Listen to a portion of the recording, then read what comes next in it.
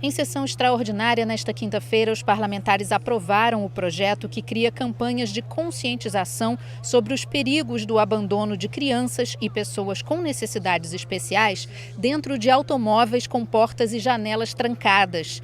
De acordo com o texto do deputado Marcos Miller, as campanhas devem ser realizadas pelo poder público em parceria com a iniciativa privada e entidades civis. A proposta segue agora para sanção ou veto do governador. Pode se tornar obrigatória a autorização da Federação de Atletismo do Estado para a realização de eventos e competições no Rio de Janeiro. O projeto do deputado Jair Bittencourt e do deputado afastado Chiquinho da Mangueira recebeu 8 emendas e retorna às comissões. E a deputada Marta Rocha quer criar o Serviço Voluntário de Interesse Social na Polícia Civil do Estado. O objetivo é que policiais aposentados, escolhidos por processo seletivo, possam trabalhar em atividades técnico-administrativas. O prazo da contratação é de 2 anos, prorrogáveis por mais 2. A carga horária será de 40 horas semanais, com ajuda de custo de R$ 2.500, além de auxílio transporte, 13º, férias e abono natalino.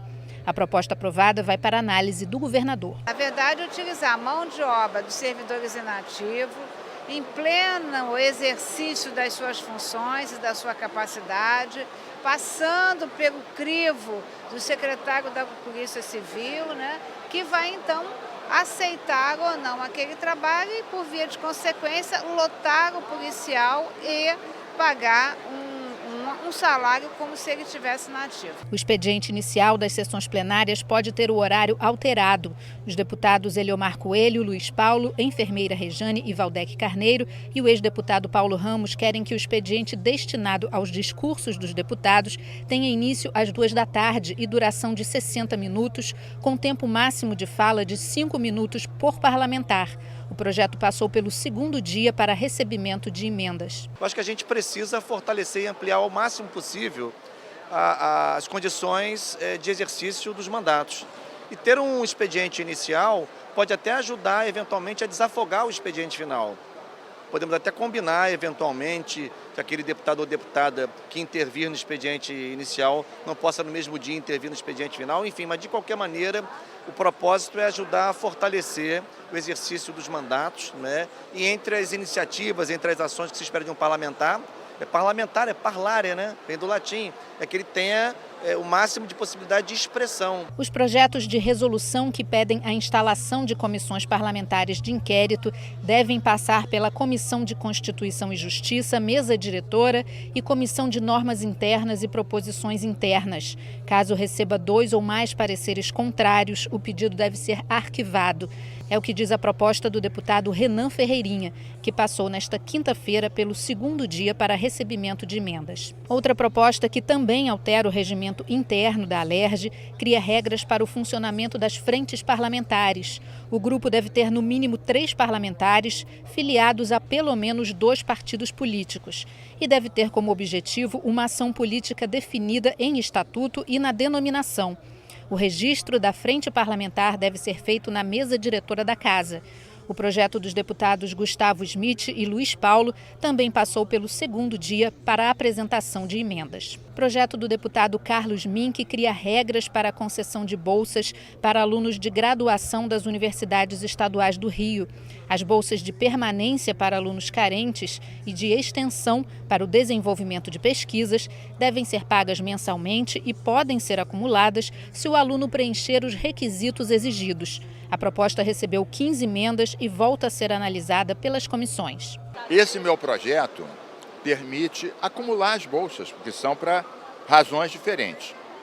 Ela recebeu algumas emendas, mas o mais importante é uma emenda que foi feita junto com o deputado Valdec e o deputado Márcio, que foi dar mais força ao Conselho Universitário. Quer dizer, para respeitar a autonomia universitária, a gente estabelece aquelas regras todas, mas diz que autoriza o Conselho Universitário das Universidades Estaduais a adotar esse procedimento.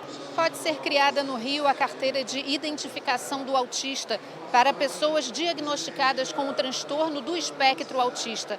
A carteira deve ser emitida sem custos e deve ter informações como o endereço, telefone e o nome do responsável. O projeto do deputado Marcos Miller e da deputada Tia Ju foi aprovado em primeira discussão e ainda retorna ao plenário para mais uma votação.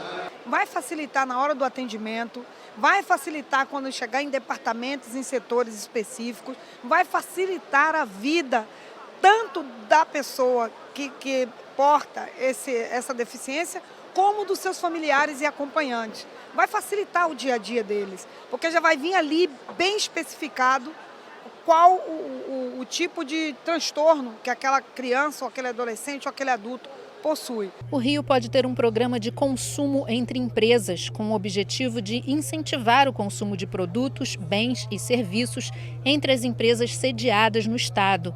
As que optarem por participar do programa devem comprovar gastos de pelo menos 75% do total de consumo em empresas do Rio.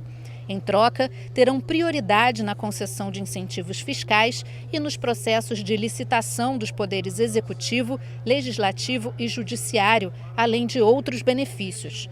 A proposta do deputado Alexandre Knoploch recebeu 15 emendas e retornou às comissões. O que a gente quer é incentivar o consumo interno no Rio de Janeiro, ou seja, empresas do Rio comprando de empresas do Rio, seja bens ou seja serviços. Então esse projeto, a ideia é criar um programa para que essas empresas adquiram ali até 75% do seu consumo do Rio e, por sua vez, ela também tenha benefícios. Então existe ali diversos benefícios que passam a ser atrativos para elas e, ao mesmo tempo, não oneram o Estado. A ideia é você gerar receita, gerar empregos e, principalmente, gerar uma economia forte no Rio de Janeiro. Na sessão ordinária, os parlamentares analisaram 14 vetos do governador a projetos aprovados na Alerj. O projeto do deputado Flávio Serafini garante aos usuários do Sistema Público de Saúde do Estado acesso a uma cópia do prontuário médico. Hoje, a lei garante aos cidadãos apenas a consulta aos prontuários.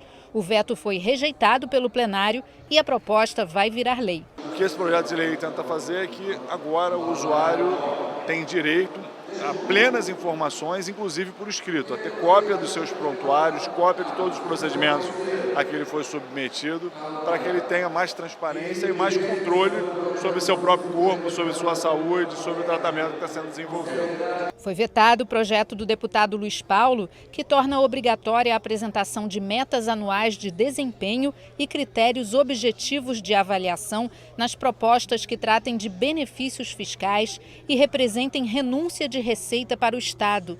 De acordo com o texto, a Secretaria Estadual de Fazenda deve ficar responsável por definir as condições para a concessão dos benefícios e fiscalizar o cumprimento das metas. E os incentivos fiscais podem ser cancelados caso as metas não sejam cumpridas. O plenário rejeitou o veto e a proposta vai se tornar lei. Estabelecer metas para você dar incentivos fiscais e também para acompanhar os já existentes, até para que o governo possa se fundamentar para poder extingui-los.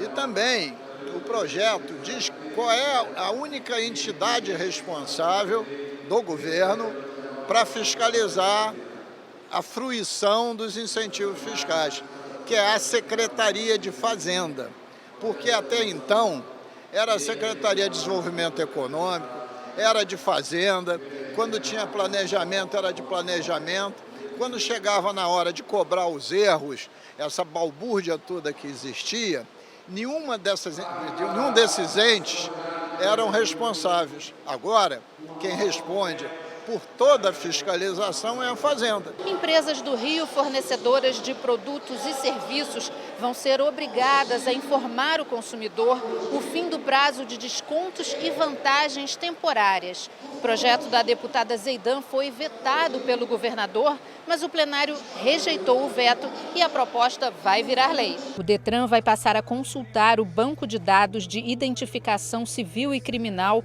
antes de renovar ou conceder carteiras de habilitação.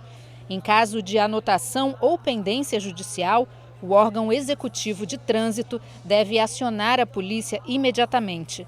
O projeto das deputadas Marta Rocha e Lucinha foi vetado pelo governador, mas o veto foi rejeitado pelos parlamentares e a proposta vai virar lei. É justamente para quando for renovar a habilitação, quando for emitir a habilitação, poder cruzar essas informações.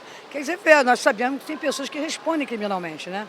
Então vai ser o momento, antes do cara receber a habilitação e renovação, cruzando os dados do Detran junto com a Polícia Civil, nós vamos dar para levantar quem são essas pessoas e, no caso, impedir que elas consigam retirar a segunda via da habilitação, a primeira via da habilitação, a renovação da própria habilitação. O projeto da ex-deputada Rosângela Gomes cria um programa itinerante de divulgação do Centro de Tradições Nordestinas no estado.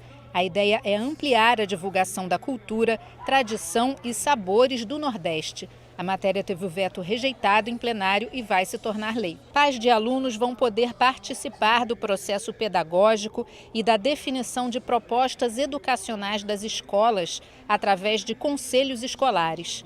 As instituições de ensino devem realizar pelo menos 2 reuniões pedagógicas por semestre com os pais e os conselhos.